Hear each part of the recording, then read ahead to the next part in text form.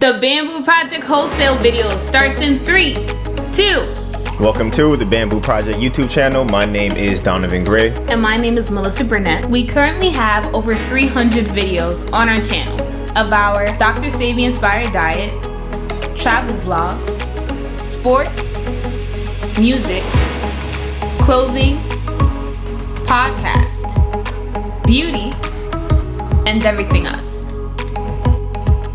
We live in New York City, and this is episode 23 of our virtual wholesaling series, where we will give weekly updates on our journey to close our first deal. We started this series for the people who want to get into wholesaling, who don't have any money, who don't have any mentors, and want the perspective of other people just starting out. Today is April 15th, and this is last week's update. Yeah? So, you want to go first? Sure, but I don't really know what to talk about.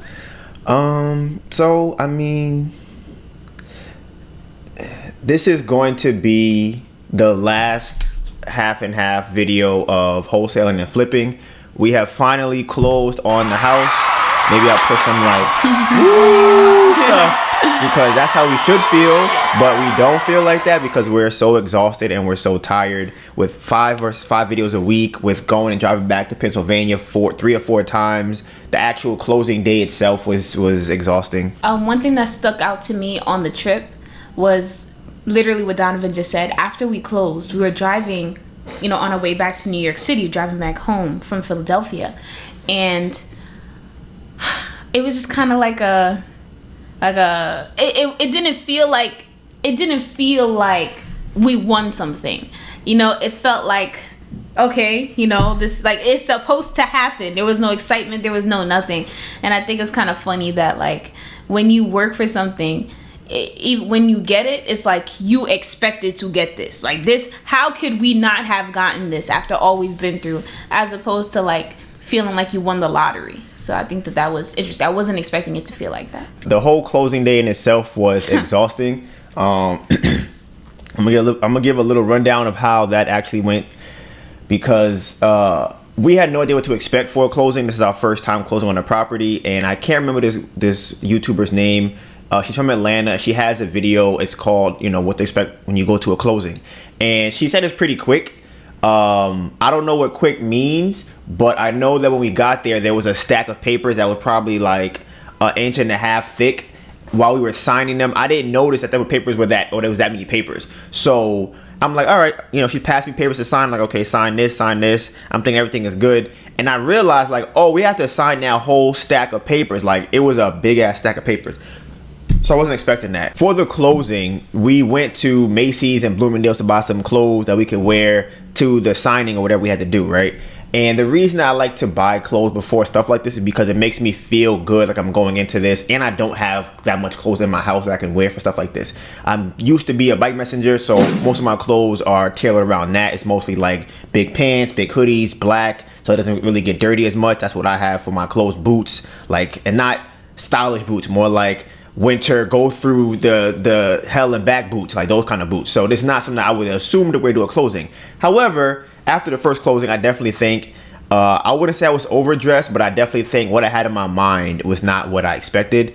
But I think I had appropriate clothing. I bought some pants, and I bought boots, belt, and a jacket, which was all returned, by the way, because it was $500, and I'm not about to keep that if I don't need to. I might buy something else next time. I like to have new clothes for when we have a nice event. The closing actually itself took 30 minutes of signing papers, so you can see how exhausting that would be. It's just signing and signing and signing. And I say this in the vlog too, which is gonna go out sometime this month or next month, where we could have signed the house away, because to somebody that if the lady who was doing the closing didn't work there, she came in with just a paper to sign. She was like, hey, sign this, sign this, sign this. And I definitely understand how music or entertainers can get into bad contracts, because there's no way. Let me not say that.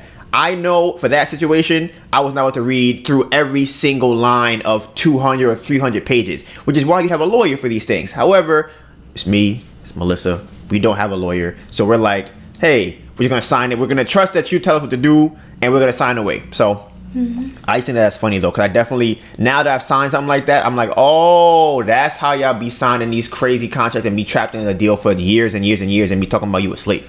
It's crazy. Bro, we didn't even know how much money we needed to close until like 30, 45 minutes before we actually even the closing time was like 1 o'clock. Yeah. They were going back and forth, as you guys know. I talked about this in the videos before. It might be in the wholesale video. I don't know when I talked about this, but Karen did not approve the HUD amount that we had to have for closing until 30 minutes beforehand. So we went to a bank to try and get a cashier's check, or I thought about doing a wire. There's not really that many chases out there, and the only chase that we did find was closed. Or not, well, they were closed. They were not open until the day after we closing, which is crazy. Like, their first day opening was the day after we closed. So we were trying not to be late for the closing, so we had to drive another 25 minutes to get there. I think we got there like 3 minutes early or 3 minutes late, something around that time, and everything kind of worked out. However, we did sign all the papers and have to go and get the money for the closing. So as you guys know, we don't really put up EMD money. Also don't put up money for houses either. So we got there, signed the house into our name, never put the money up. You know, it's a joke. We had to go and get a check for $40,000 to bring back to them. Yeah. And because the amount to close was like $36,000 for closing costs, or not closing costs, but the whole total amount to close was $36,000. They gave us a check for like $2,500 or $2,300, something like that. I don't know the exact amount. So I've talked about this before on here, that the one thing I wanted to add to the wholesale team, or to the virtual team or real estate team, was an agent that was cool with us wholesaling.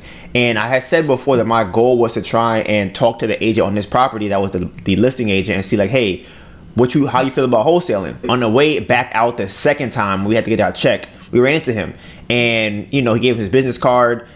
And we started talking. He's like, listen, I don't have a problem. If you wholesale, I wholesale. We could get something done. Like, yo, here's my card. Figure something out. Call me. I have off-market properties that I can show you. I'm like, listen, let me know, because I need somebody who's in Philadelphia, who's also an agent, who I can tell like, hey, I found some properties. And maybe I could talk to him about being like an assistant, where he could put me on like a W-2 so that I can actually get access to the MLS. Because Melissa and I are still going to get our license. We just haven't done it yet, because of, honestly, the amount that we need for the property, which is called draws. If you do not know how a draw works, it works like this. So right now, the amount we have for construction costs is $75,000. That's what we estimated for construction. However, they don't give us that money. So we have to put up the money first. Let's say you put up $10,000, right? We put up the 10K, and then the contractor in this case will do the work for the $10,000, and then the lender will give us $10,000, right? So then we take that new $10,000, give it to the contractor again, and we do that process over and over and over again until we give the last $10,000 to the contractor, and then they reimburse us the $10,000. So I learned that during the process, but the issue with that is, in this case, there's two issues with that. The first one is every draw, which that's what it's called when you get money from the lender, is $250 to get the draw. The reason is because they have to do an inspection and go to the property and look at it and go, okay, everything you say you're going to do, you actually did. And funny enough, there's a guy, Spencer Cornelia, I think his name is. He put up a video recently, said how I lost $120,000 in real estate, and he talks about how he actually had the inspectors go to the property for the draws, and they still like fucked up. Like they didn't see how the walls were not put on right, the bathroom was done terribly, everything was just wrong. So I just think that it's funny, because I always assumed that if he had an inspector go to the property, he wouldn't have those issues, but he obviously did. So that is the only thing right now. That was the biggest thing for why I feel like we want to get our licenses earlier, but we have to put up $7,500 or $10K. It's going to be a little bit harder to have that money, because it's revolving out of our account all the time. And the second thing was that the way that my contractor put his line sheet, he did it by percentages. So he's like, okay, 10%, then 25%, then 35%, then 10 and 5, something like that, right? And the issue with that is it's not a constant amount. So that means that if he is about to do $36,000 worth of work or $20,000 worth of work, I have to come out of pocket, which I don't have, and be able to pay him that $20,000 first before the lender gives me the money to pay them. You can see how it'll be an issue to come up with $20,000 that I don't have to pay for this situation. So right now, I'm gonna try and talk to him and see if he can do some work that's not on a line sheet, but like do it early, so that way when they come, I could say, hey, he did this, and that. I need, and I'll pay him 10. Maybe I'll tell them. You know what's crazy? They had the line sheet, so maybe they don't know. What if they get a new line sheet? I wonder how that works. Can I give them a new line sheet? Because I'm like, if I tell the lenders that I had $25K worth of work done, but they're going to want to know what was done. But I was gonna say, I'll tell them I had $25,000 worth of work done. Only pay him 10. They'll give me the 20. I'll give him an extra 10, and that way I don't have to come out of pocket as much money. So I got to figure out the numbers on how to do that. But I'm really excited to get our license. Like, I really want to get our license because I'm very confident that we will be getting more wholesale deals, for the simple fact that on the Dealinator video, we were able to find deals pretty quickly, and they were actually deals on the calculator. And I think that's crazy. And I said this before, now that we have money coming in from unemployment, we can use that to like try and do some more off-market stuff and see how that is. Funny enough, shout out to, I won't make sure I say her name right. I think it's Caritha, and when I watch the Biz Matthews video, I'll know if I said it wrong or not, because you'll probably say your name there. But she was the person that we had talked about, Melissa talked about, for the bigger pockets thing. Yeah, Donivan had put on a video and slept through it about Biz Matthews, and he was not about Biz Matthews, about a woman in Georgia who wholesaled her first house that was off market, and in there she said that she found her buyers from bigger pockets. And I'm like, oh snap, so I'm like, okay. I said it on here I think twice, and the second time I said it, I finally tried it out, and then I realized when you go on the Bigger Pockets page, it doesn't allow you really to do that on the website. So Caritha actually commented underneath the video and clarified. So I really want to say this in the video. So basically, she was able to get into the Bigger Pockets Facebook page, and there they allow you to more so talk about deals and stuff like that. That's kind of where the miscommunication, or where I misunderstood from the video that I watched, because I thought she went to the Bigger Pockets page where they have forums and stuff like that to look for a buyer, but it's actually a Facebook page. So yeah. So I'm really excited to finally get into off-market deals. I feel like, I don't know if I would say it's easier because I haven't done it yet. I just think that the payoff is a lot higher. And the main reason why I want to start doing off-market, or at least get into wholesaling more, is because of this property. One, I would love to try and flip another property, or at least buy another property this year. That would be great. As well as moving to Atlanta. So maybe the second property that we buy will be in Atlanta. That would be great. Also, the reason why I want to wholesale, so I have money to cover these draws and these construction costs, as well as the interest for this property. So with unemployment, we make enough to cover the interest, but I don't know what other expenses might come up. I also don't know if any other expenses that might come up. I don't know what could come up. So I want to make sure that we have enough money for that to cover anything, any surprises. And there's a funny thing that happened, right? So this is on a closing day. I said on the podcast, I'll talk about it here. So,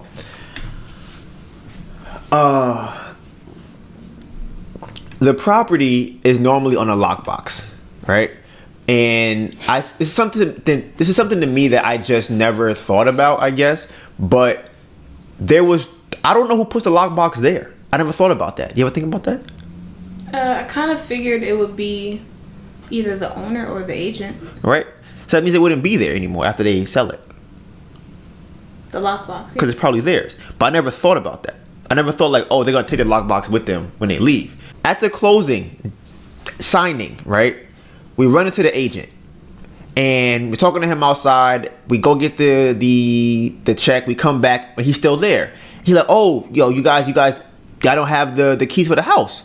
We're like, no, we have the keys. He's like, no, y'all don't. I'm like, no, they gave us the keys. Mind you, they gave us 2 keys. So we're like, no, we have the keys. If there's an extra key, we'll take it. But we definitely have a key for me and a key for Melissa. He's like, well, I don't know how you have the keys because I didn't give them the keys. So I'm like, maybe they made a copy. I don't know how they got the keys, but they gave us keys. So he's like, listen, take this key. I don't know what keys y'all have, but take this one and y'all be fine. Anyway, I'm like, all right, cool. I have 3 keys. It won't hurt to have an extra key for the house.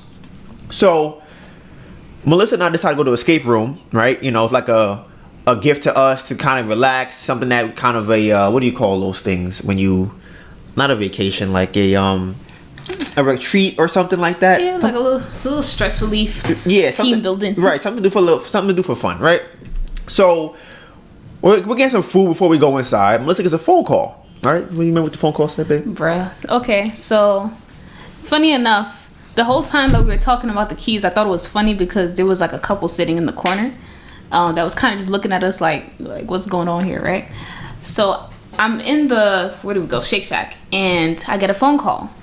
Now, we already got a phone call that day to go back because there were some settlement papers that our lender forgot to send. Forgot about that. So we were in the parking lot, but we were able to, because we were talking to Sydney, the agent. So we were able to just kind of go right back inside, sign the papers they wanted us to sign. And then, you know, he kind of joked like, ha ha ha, you know, hopefully we don't have to call you again today. And I'm like, ha ha ha, yeah, I hope so. So lo and behold, I get another phone call. Now, I'm listening and he's like, hey, you know, are you guys far away? And I'm like, yeah, because where the escape room was, it's like 20-30 minutes away from where the closing actually was.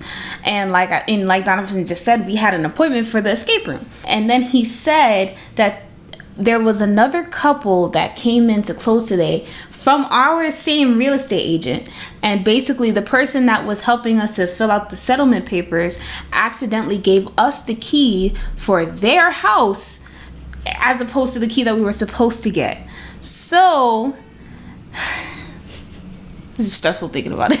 So he's asking me, can we drive back to the thing to give them the keys? And I'm just kind of like, we got something to do that's paid for, you know, I don't know about driving back to give y'all this key. And then he was like, okay, you know, where are you? I said, King of Prussia. He was like, oh, like, would you be able to drive to Philadelphia, which is 30 minutes away from where we were, to meet them at the house to give them the key? And I'm like, that doesn't really sound very reasonable either. So I'm like, okay, I'm gonna have to talk to my partner and see what we can do. So I got off the phone. I'm looking up kind of the distance and everything, because I'm like, I was about to call the escape room and see if I'd be able to push back the time again, but I didn't really want to because we still had to go see the property for that day, and it was already like 4 o'clock, and you know, it's gonna get dark and everything. So while I was looking up the number for the escape room, I got another phone call, and it was the guy again, and he was saying, hey, you know, they said that they can meet you wherever you are to get the keys. And I'm like, okay, see, that makes sense. We could do that one. We were doing the escape room, like maybe 10-15 minutes into us doing the escape room, got a phone call that they were there. I ran out, gave them the key. They probably thought I was crazy, because I was so pumped and hyped up about the escape room we were doing. It was so cool. So like I ran out there in heels running, and then, you know, they're like, oh my god, I'm so sorry and everything. I'm like, no, you guys are fine. And I gave them the key, and I'm like, okay, bye. Congratulations. And I ran back. That is not the end of that story. Oh. Okay? Because you would think like, oh, that's kind of crazy, like you had to do all of that. Mind you, this is only one thing of the trip that you guys will see in the vlog of how crazy the whole week, honestly, all of last week was insanity. Driving back and forth, because I don't think that there was a wholesale video done. No, it was. When was the wholesale video done, the last one? Was it done this week on Sunday? We did it. I think we did it after. Yeah, I think we did it after. So it probably wasn't the last video. But all of last week that happened, plus the actual closing day, is ridiculous, right? So we finally have the keys for the house. Right? So our plan was to go to the house after the escape room to finally see the house that we purchased. We've never seen it in person. We figured, you know what, why not get some footage of it? Let's go see what it looks like. Let's see what we bought. Like, you don't want to get scammed. I know I seen this Nigerian guy, I think he was Nigerian, somewhere in Africa, and he sold somebody a airport that didn't exist for like $120 million. So it's very important to see what you're buying. We already bought it, so we would have been scammed already. Yeah, but, you know, it's important to see it either way, right? So we get to the property, right? We're gonna do a nice little intro, nice little B-roll, walking to the property. You know, I'm walking real slow, like I don't see them listen with the camera. And I'm walking, I'm like, all right, put the key in, jiggle. I'm like, all right, maybe it's, you know, the house is old. It's, you know, it's distressed. It's a distressed property. You know, the key don't really work. So I'm turning it. I'm like, you know what? It's probably the top lock. So I put in the top lock. That one, it don't even jiggle a little bit. put it back in the bottom, like I'm jiggling. I'm like, it's moving, but it's not opening the door. I'm like, you know what? I got jiggle some more. Nothing's really working for the jiggling, and the top lock not moving, the bottom one not moving. I'm like, do we have the wrong key? Like, does he have another key for this property? Why is this key not working for the house? And we're like, bruh, how are we gonna get inside? So I call him, I say, hey, the key you gave us is not working. Like, I don't know how to get it to work. What can I do? He said, oh, you gotta really push it really hard. I'm like, okay. So I jiggle, push the door, jiggle, hold, switch, turn. I feel like I'm doing the kick it, bop it, push it game, and it's not opening the door, right? So then I'm like, yeah, all right, this is not working. So I call him, I say, yo, it's not working. He said, all right, cool. I'm in the area or in Philadelphia, I guess. He's out, be there in like 15, 20 minutes. So I'm like, okay, that's not far. We can go wait in the car, it'll be fine, right? So we're walking down the street, right? We're in Philadelphia, which is known as the hood to some, home to others, and a strange place to us we've never been to before, right? So, or foreign land, I would say. So we're walking. Now, if anybody is from the hood, lived in the hood, or grew up in anywhere around the hood, it's a very interesting situation when you're walking down the street and you hear somebody yelling, right? Because you have to decide how you're going to react, because you don't want to be scared, you don't want to start running, and you don't want to be too green or not really know what's going on, right? So I'm walking down the street and I hear somebody yelling, skeet, skeet, right? So I'm like, he ain't talking to me because I don't know nobody in Philadelphia. He clearly not talking to me. So I'm walking, right? We turn the corner, go to the car. I hear, yo, skis. So he's yelling something. I don't know what he's yelling. Maybe it's a Philadelphia term. I don't know what he's saying, but he's yelling something. So I'm like, he ain't talking to me. So I keep walking. Me and Melissa just walking down the street, right? And the area is not, it's up and coming, which means it's not there up yet. Mm-hmm. It's just coming. So coming means you still got some of the before there. So we walking, right? And now I hear the same call, right? But I'm like, something about this call feels like it's directed directly at me. I feel like the whoever's doing this is talking to me. Not only that, I'm like, okay, I'm in an area I'm not familiar with. I heard this sound 3 times. That either means one, somebody about to get jumped, right? Now I don't know if it's me or somebody else. I don't know if he's letting somebody else know, like, yo, we got some people over here we could rob. I don't know. Then I'm like, he talking to somebody, calling one of his friends. He can be calling his mans. I don't know what the term is or lingo in Philadelphia. I don't know how they speak. He be calling one of his friends, right? All I know, he's not calling me because I don't know him. So I thought. But now I have a problem because, like I said, you never want to be in an area where you're scared and you don't want to interact with people. You don't want to like give them eye contact. You don't want to like be walking like this in the area like, oh my God, don't look at me, don't look at me. You don't want to do that. You can make yourself a target. So I'm like, okay, he might be talking to me, but if he's not, let me turn around and find out what's going on because I need to assess the whole situation. So I turn around, right? And I see a dude in a trench coat, right, with a hoodie on, and he has on a ski mask. That's like, not a ski mask, they call it a balaclava. That's not a term for it, but it's like a ski mask that covers your ears, your head, and your neck, right? So I'm looking at him, and I'm like, I'm trying to size him up. I'm like, okay, he's by himself. It's a good sign. He's not doing like the about to rob you jog, right? It's like when you like pull your pants and about to run. He's not doing that. So I'm like, all right, he's not like trying to rob me or nothing. So he wants something. Maybe I'll drop something. Maybe he's looking for directions. I don't know, but he clearly trying to talk to me. So I'm like, all right. So I turn around and I start walking towards him because I don't want it to be like standoffish where I'm like, yo, what's good? What you trying to do? I'm trying to still be personable because I don't know him. An area I'm not from. I just want to see what's going on. So I walk up to him like, yeah, what's going on, man? He's like, yo, you trying to get to that house over there? And I'm like, yeah. Mind you, again, very strange question to ask somebody that you an area you don't know. If you walk up to a house and open a door and somebody you don't know asks you like, yo, you trying to get in that house? It's like, maybe. Yes, I think I am trying to get in that house. I'm pretty sure I am, right? So he's like, yeah, I saw you trying to get inside the house. So you couldn't get in. And I'm like, yeah. So now my head goes, he was watching me, right? So I'm trying to read the room, see what's going on. He's like, yeah, I still try to get inside. I'm like, He was like, you want me to help? I'm like, sure. He's like, yeah, I used to live there. That's my aunt's house. He said my grandmother gave it to my aunt. That's where she used to live. When I was a kid, I grew up in the house. I'm like, oh, that's great. That's amazing. He's like, yeah, the key needs a little bit of work. So he's telling me that the key needs to be jiggled harder. He's like, you know what I could do? I've been going in that house when I was a kid. I got you. So I'm like, all right. So I'm walking back with him, right? And as we're walking, he was like, yeah, you know, the guy that's selling the house told me that, you know, you guys are buying a house. Or that somebody's buying the house. I just assume that it's you because you guys are there. It's probably y'all house. I just assume that y'all bought it. So I'm like, yeah, you know, we'll probably flip it or whatever. So we're walking with him. And like I said, it's also, you want to be wary of following people in areas you don't know. So I'm just kind of vigilant. I'm just looking around to see what read the area. I don't see no danger. Nothing. Everything seems cool. He seems like a cool dude. So we get to the door, try to open it, and he's like, he can't open it either. So I'm like, bro, we gave him our key that Sydney, the agent, gave us. I'm like, yo, this key is not opening this door. What's going on? So he's like, yeah, man, this is not the right key for the house. I'm like, not the right key? He's like, yeah, it's not the right key. So he's like, don't worry about it. I got the key. I'm gonna use my key. I said, what? He's like, yeah, I got a key right here. Goes in his pocket, right?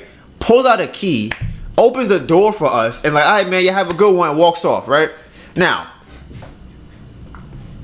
I just bought a house, right? We just got a house, right? Now, it's very strange for somebody that does not own the house on the block that you just randomly met to have a key to your house. This person is not the previous owner of the house. So it's like, why would you have a key to the house? And he just walked off into the distance. Like he just like he was Batman. So I'm like, right? Matter of fact, he had the whole black. I said he had the thing on. He could have been Batman, right? He could have disappeared to the night. So we're like, all right, that's kind of strange, but sure. So we go in the house, look around, you know, everything is cool. Really definitely distressed. Should look crazy. Cockroach carcasses on the countertops, you know, holes in the ceiling, you know, a property that an investor would love.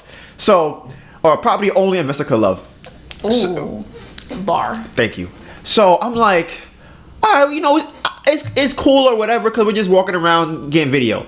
But now we can't really lock the door. So we're like, you know what? We're going to wait for the agent to come. The agent's supposed to come. It's already been 15, 20 minutes. He ain't got here yet. So we leave the property door unlocked. But I mean, who cares? Some other guy got the key for the house. So anybody could go in the house if they feel like it. So at this point, we're just kind of like, whatever happens, happens. The house, ain't nobody going to go in there and live there right now. And you ain't going to steal a house. It's there. So, you know, whatever. So we're walking back around the street to the corner or to the car, right?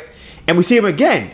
And I'm just like, yo, you know, thank you, appreciate that. You know, Sydney's supposed to come. And he, mind you, this is the other thing I forgot to say too. When I first saw this guy, I had told him that the guy, Sydney, which is the agent, told us that he was coming to the property. He then told me, yes, he talked to me. He told me that y'all bought the house. Y'all was coming. So we like, I bet. Why the second time, he's like, I never talked to him. I never talked to him. He never told me I don't know. He's not there. No one's there. So I'm just like, all right, maybe miscommunication. Who knows? All I know is he told me that he knew the dude. Maybe I thought he knew him. He talked to him that day. I don't know. I must have been wrong. When we ran into him again, we told him about how the agent was still coming, everything like that, and he said that he wasn't sure. Like he said that his mom had just like left meeting up with him or something like that. He called his mom again to see, like, you know, is Sydney coming or not, or if he said anything about that. Yeah. So then he calls his mom, right? And he's talking to his mom. He's like, yeah, mom, listen, you know, they just bought the house. I'm talking to them right now. You know what? I'm gonna give them my key. And I guess his mom was like, why are you gonna do that? And he was like, what am I gonna do with the key? Like, I'm not gonna go in the house. I'm not gonna go in there for what?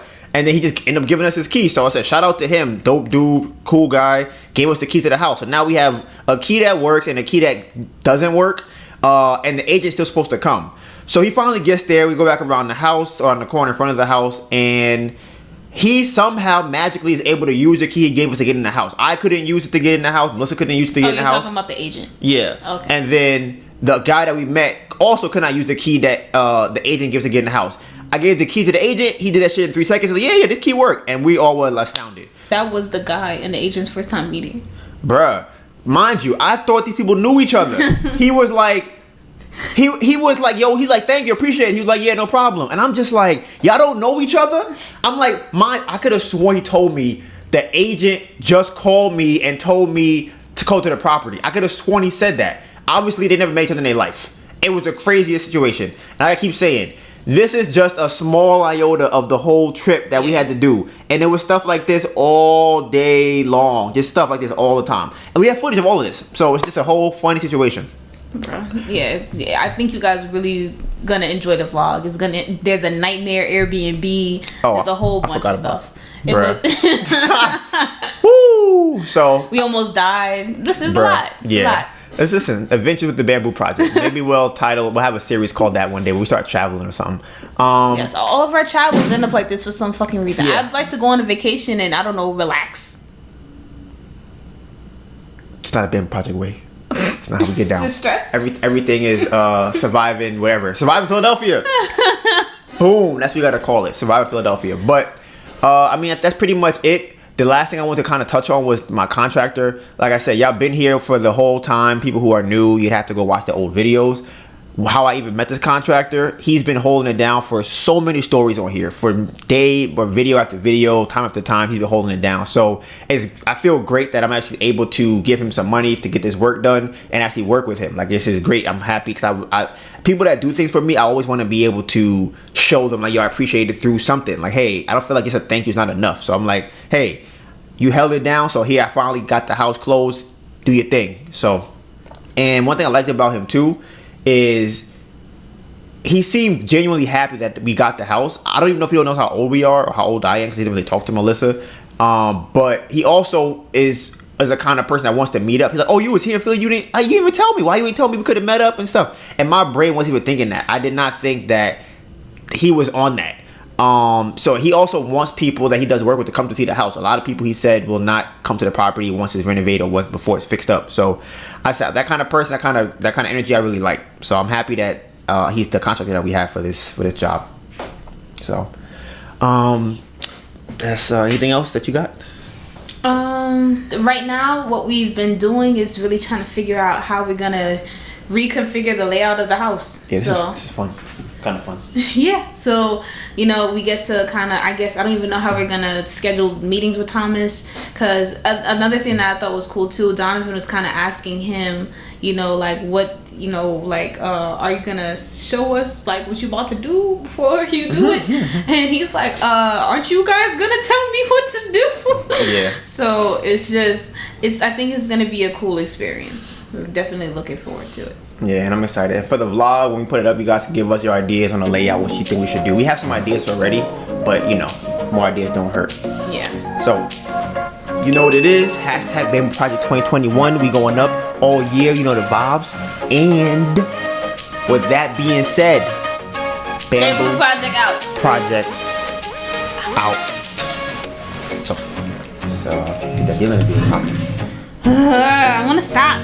I'm deadline.